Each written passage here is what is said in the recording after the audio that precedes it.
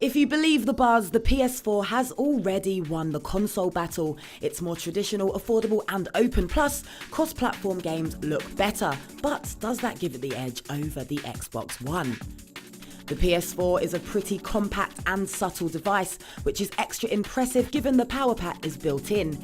We particularly like the etched PS4 logo and glossy section, which is actually the removable hard drive cover.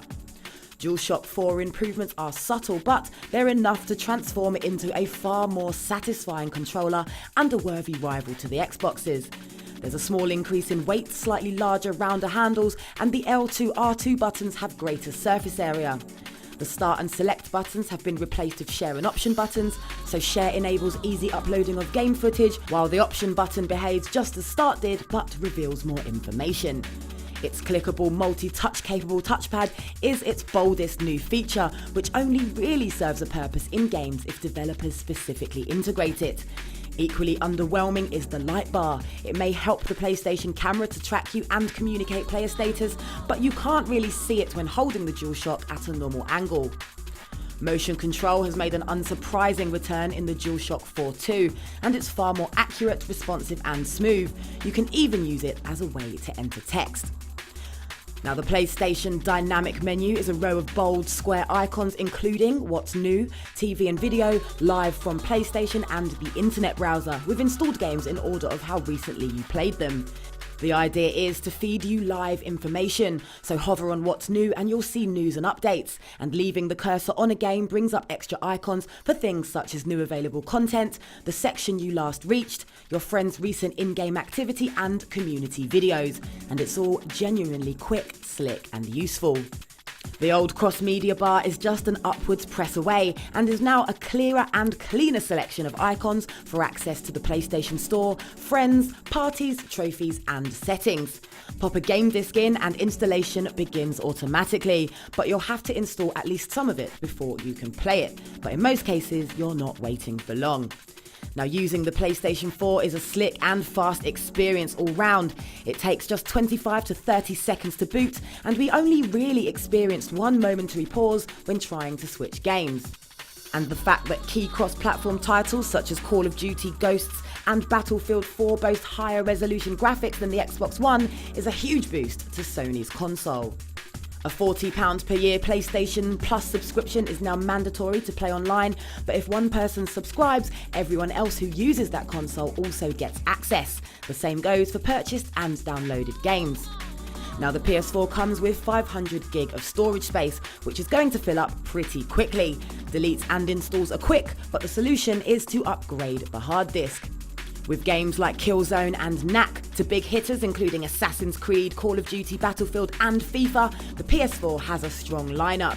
But in terms of exclusives, the Xbox One has a slight upper hand. The lack of backwards compatibility is disappointing, but at least we can look forward to streaming via Gaikai in the future. Then there's the PlayStation Store, which already has plenty of digital-only games, and every disc-based release is also available digitally. But games cost more here in the UK than they do in the States, and from online retailers like Amazon. On the entertainment front, Netflix is quick and easy to navigate. It's compatible with the Super HD streams and outputs audio in Dolby Digital Plus 5.1. Love Film and iPlayer perform very well too, as does Video Unlimited, which actually outperforms Xbox Video, with movies looking sharper and judder-free. The web browser is less of an afterthought this time round, although Google results appear rather small and difficult to read from afar. But web pages behave as they do on a computer, and most embedded video plays without an issue. And if all you want to do is watch other people gaming, the Ustream and Twitch channels are where you want to be.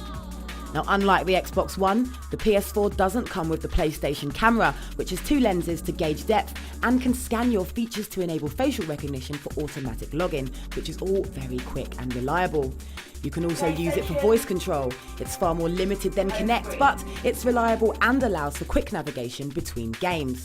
But the best way to show it off is via the pre-installed Playroom for access to augmented reality hockey and another two activities that involve messing around with a floating robot and a bunch of cute little robots that interact with you and your controller.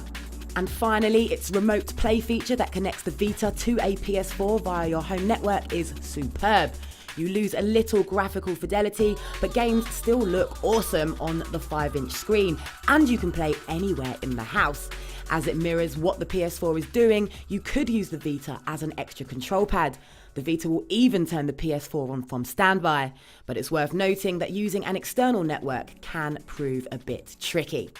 So what you're looking at here is a jaw-droppingly awesome console that's slick, powerful and packed with standout features.